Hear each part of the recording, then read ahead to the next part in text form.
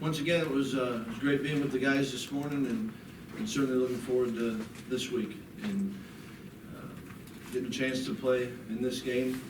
It's always been meaningful, and I think it'll especially be meaningful with a chance, for our seniors, a group that's played really good football individually and collectively in the teams they've been a part of. But it's always big, and looking forward to playing against a very talented, good Minnesota team. We got to have a great week of preparation, and it started today.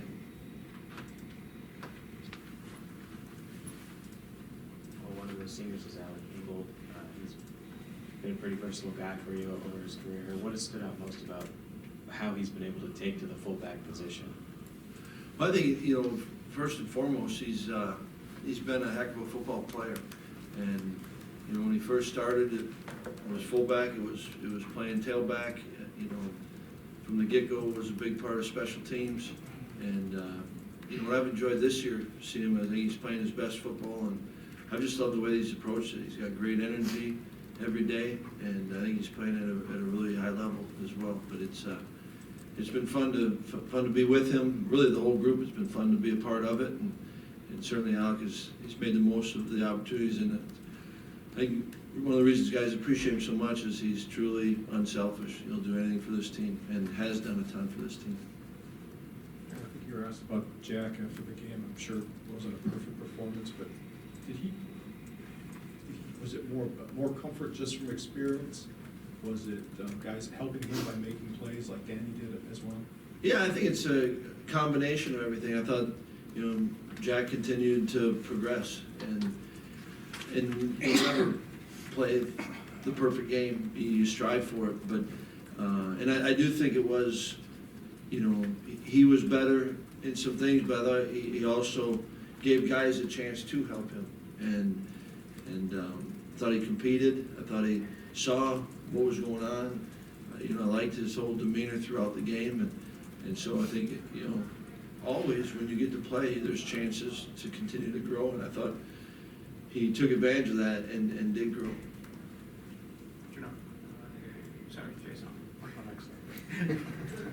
Well, Minnesota hasn't improved record-wise this year so far, but have you seen progress from that team from last year when you watched them? And I know they're playing a lot of young guys too. Absolutely, you watch them, and there's a number of players that we've played against before, and I think what they're doing, offensively, you can see that when there's chance and they get it, they're running the ball and running it well and physical, and quarterbacks, when they're throwing, the quarterbacks giving guys a chance to make plays. I think they got good receivers and defensively, seen a lot of those faces and really good players. And the only thing where it shows up is on special teams. You see the athleticism and you see the, toughness out of them, and absolutely feel like it's a good football team.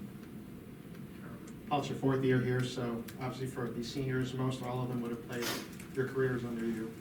I wonder if you have any extra level of appreciation for this class because of that. Well, I think that you absolutely, I have a ton of appreciation for all the guys that you get to be around, and you see what they go through day in and day out. And, I felt that, with the group of seniors the first year I was here. I think the difference is when you're around them for a longer period of time, you know more of the history. You've seen maybe the development of them. You've known the ups and downs and what they've had to do to fight through it. So I think that's where it's, right, each year, each experience adds depth to the relationship. But I've been fortunate that every guy I've been able to be a part of, that you respect that, you appreciate it, and you care about them. Well, we made a change at defensive coordinator, and this guy's had 2 games under his belt now. The numbers are obviously better, but have you guys noticed a difference in anything they do from the first X number of games to these last 2?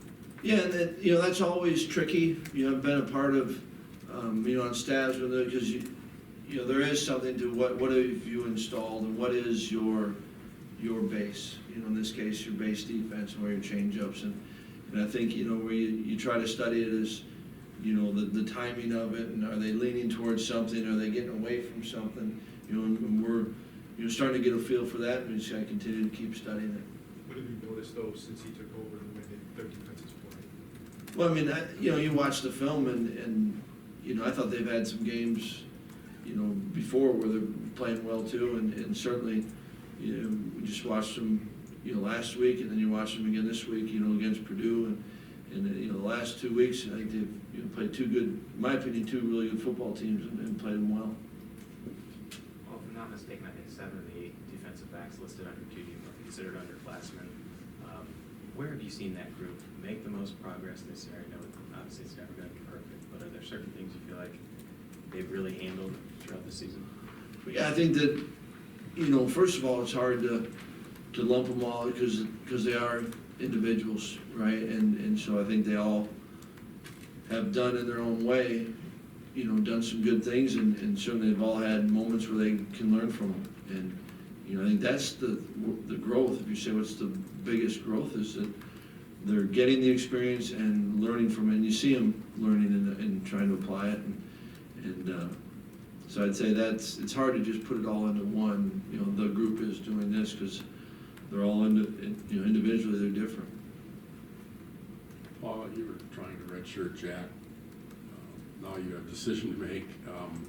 Obviously, Alex's status Right. factors in. What are your thoughts on that whole situation right now? Yeah, I think that, and we've been talking about this with different people throughout all of this, and there's more conversation this year, certainly in our room than before, but I think that if you have a chance to play, especially if you're ready, those are great opportunities. And, what we didn't want to do this year with Jack was play him at the end of a game to finish a game out. And so, it's kind of held true to form in the sense that, when he's played, I think he's played in 4, 3 of them he was the starter and played the whole game, and one he came in and played the whole second half. And so, those are valuable, and who are we to say what is around the bend?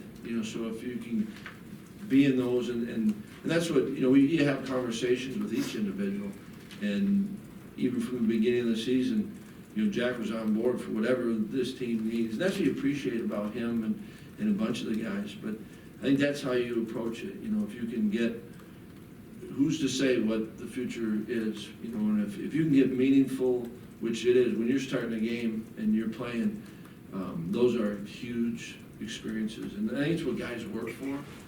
And, I think too, he's earned the respect of this team and appreciation from this team, that if he's in there, they'll do all they can to help everyone make it the best we can. I had a couple of questions about Jonathan. Could you sum up what he's done? I mean, your passing attack hasn't been what you want it to be all year, but yet he's putting up all these Ron Day type numbers. Just kind of summarize the season, what's happened there? Well, certainly it's been impressive, and, we didn't know coming into this season what it would be. You knew that, and you appreciate how he was working, and you knew that he was getting better, and yet, the numbers that he had last year, you'd hate to saddle him with, you've got to produce these numbers, and because it depends on what's happening, how your defense is playing, who you're playing against, what you're doing offensively, and yet he's managed to continue to impact in such a big way, and he has, he's gone up and he's had some tough looks, and he's been consistent, and I've loved his approach, and I think what he's doing is truly special. When you talk about the Heisman, this is the time of year maybe talk about that.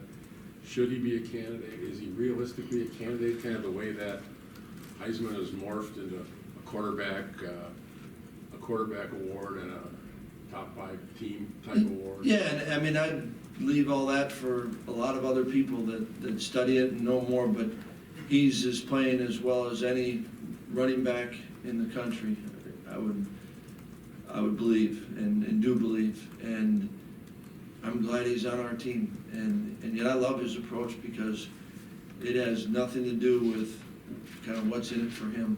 And yet I think he's playing as well. I mean, you talk about playing good football. He's a football player that's playing at the highest level.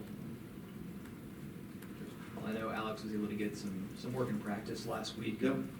How close is he to getting through the protocol, and has he had any setbacks at all throughout the process? Yeah, he's progressing through it, and, this week is obviously be important for him.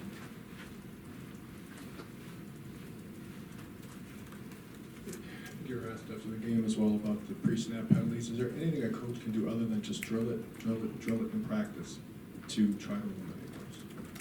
Yeah, I mean, I think that, certainly no player goes up and, all right, this will be a good time where I'm gonna jump off sides. I think it's, I think you gotta get to what caused you to jump. And the first one was the movement, by the defense, and yet, knew that was coming. So it's just one more reinforcement. The things you see on film, you anticipate it, you gotta see it. And also, okay, where were we at on our cadence? We just started, you gotta trust that part of it. And I think it's just making sure that guys see it, understand it, and it's about, a lot of the pre-snap penalties, it's about your focus and concentration on it, and you've gotta own that. Well, in years past of the Minnesota game week, speakers have been brought in, or former players, to talk about its importance in meeting. Just wondering, what would you do for this week to hammer home the message about what this rivalry means? I mean, we'll hit on it every day, and I think what's most powerful is when your players, those who have played in those games, hit on it. And there is no question that all of our players, at the end of the week, will know how important this game is. Following up on that, I was wondering if you had a favorite moment or two from the rivalry or the game as a coach, player, even as a fan growing up. Well, I think that, I've been fortunate that, this game is, I've been able to be a part of it in a lot of different ways. And, would go to the games with my dad, usually when he wasn't coaching here, his season was done, so that was kind of a weekend that we always got to go, whether it was here or up in Minnesota, and then being able to play in it, coaching it, I've been in enough where I've got a lot of good memories of it, and you appreciate, the rivalry, and you appreciate all the players. Have been great players that have played in this, and great teams that have played in this, and so a ton of respect for the game, and like I said, I've been fortunate to be a part of in a lot of different ways, many of them, and so still thankful for that opportunity. Well, Michael Dieter and Bo Benshaw are two guys that have been staples of the offensive line since you've been here. How far have they come since that first 2015 season, and what have they been able to give you this year? Well, I think they've grown tremendously, and I also think they've helped others around them grow, and they've meant a ton to this team, and they've meant a ton to the teams that they've been a part of before. And it hasn't just happened.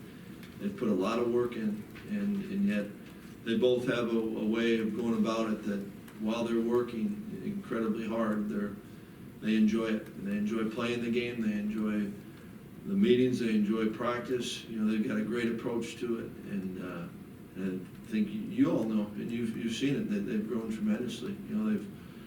They're definitely going to leave. There's a lot of guys who say this, but how cool is it when you can leave a place better, all right, for you having been there? And I think they definitely can do that and say that. Well, Logan Bruss had the benefit of getting some meaningful reps in that jumbo package earlier. How did he handle probably his most extended action? I thought, Logan did a lot of really good things, and it was important for us. And you're right, I think that he was prepared for it, and yet it's still different. There's a first in that sense for him, but it was fun seeing him and talking with him after the game. There's always that.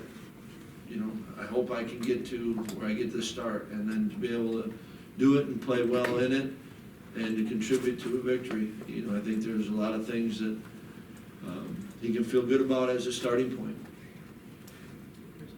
Well, I know I know you feel like you have a lot of great leaders on this team, but Dakota Dixon's leadership in particular, what does that kind of meant for this team?